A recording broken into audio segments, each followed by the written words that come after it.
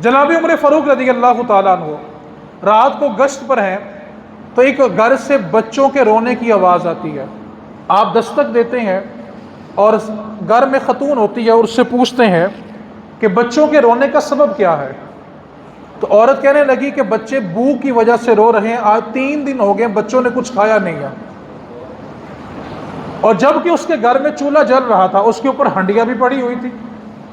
تو جناب عمر فاروق رضی اللہ تعالیٰ عنہ اس خاتون سے کہنے لگے کہ چولہا تو جل رہا ہے اور اس پر ہنڈیاں بھی پڑی ہوئی ہے، تو بچے بھوک سے کیوں رو رہے ہیں؟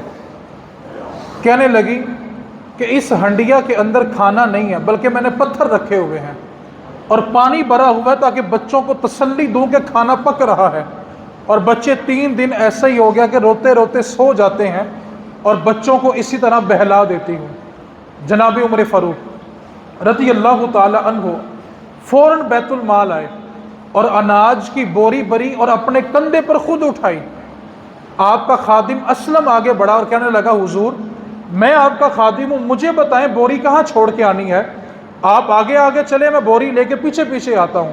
جناب عمر فاروق رضی اللہ تعالی عنہ نے پلٹ کے اپنے خادم کی طرف دیکھا اور کہا اسلم عمر کو اپنا بوجھ اٹھانے دے، آج تو میرا بوجھ اٹھا لے گا، بتا قیامت والے دن عمر کا بوجھ اٹھا سکتا ہے؟ آج اگر میری رعایا کے اندر کوئی بھوکا سو گیا تو بتا قیامت والے دن عمر کا بوجھ اٹھائے گا؟ اب جناب عمر اناج کی بوری لے کے اس خاتون کے گھر گئے، خود آٹا گوندا اور اس عورت سے کہا کہ کھانا پکانے کے لیے رکھو، اور جب کھانا پک گیا تو اس کے بچے جب کھانا کھا رہے تھے تو وقت کا حاکم عمر فاروق 22 لاکھ مربع میل کا حاکم جس کا نام سن کے شیطان لرزتا ہے، اپنی کونیاں زمین پہ رکھی اور بچوں کے سامنے سواری بن گئے، اور بچے ہنستے تھے ساتھ لقمہ لیتے تھے، اور اس کی ماں رو رہی تھی۔ تو جناب عمر نے کہا اب کیوں روتی ہو؟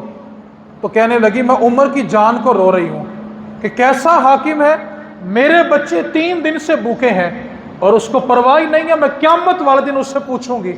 تو جناب عمر فاروق کی ہچکی بند گئی، آنسو بہنے لگے، کہنے لگے اے خاتون کیا تو عمر کو معاف نہیں کر دیتی؟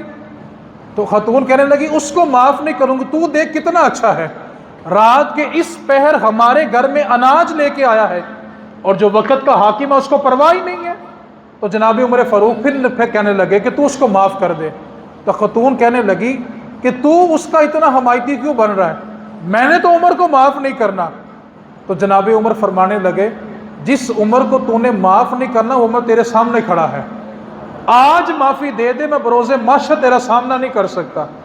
اس کو کہتے ہیں خلافت۔